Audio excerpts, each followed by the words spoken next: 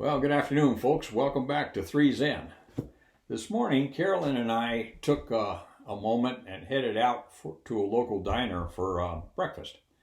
And when we walked in, I noticed a table of 12, 14 guys sitting there in their flying costumes, in their flight suits.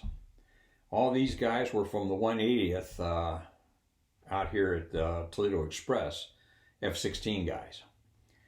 And as we passed by, I couldn't tell what they were talking about specifically, but intuitively I knew what they were talking about. And it was so cool just to be in that presence for that brief moment as I passed by. Well, we settled into our booth, ordered breakfast, and as we were sitting there, I kept looking over at my shoulder. I was just drawn to them, as I always was when I was on active duty myself, I suppose. But at any rate, we finished breakfast, and then Carolyn had asked me, she said, would you mind if I went next door and checked on a hair appointment? Oh, no, not at all. She said, you're going over and talk to those pilots, aren't you? I said, well, I just might. So she got up and headed out the door, and I got up and headed over to the table. Just like a moth to the flame, I suppose. So I walked up and I said to them, I said, say guys, I said, I hate to interrupt the conversation here, but my wife told me it was okay if I came over and talked to the pilots for a little bit. Well, I got a chuckle from a couple of them, and once I heard that, I knew I was back in my family.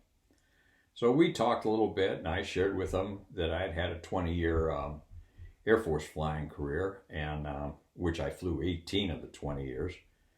I said the first 2 years I was on active duty, I was non-rated because I had a color deficiency.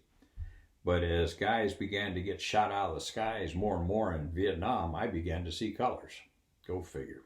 At any rate, I told them, I said, you know, as a small child, I said, all I ever dreamed about was being an Air Force pilot.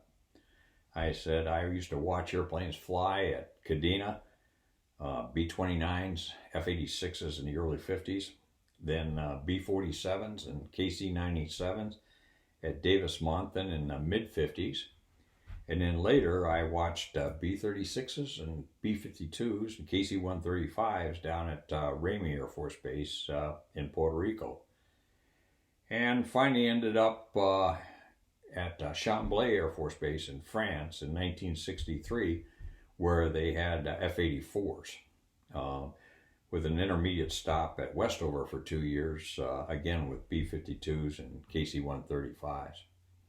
And I went on to tell them, and now in my mid-70s, I said, anytime you guys fly over my house on your recovery route into the base, I said, I just can't help myself from walking outside and just looking up and watching you guys. I said, it's still in my blood, and I suppose it always will be.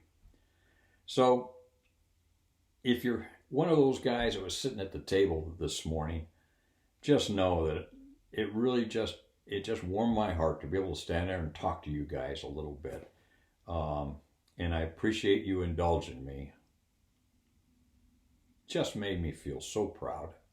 So thanks again, guys. It was great to meet you.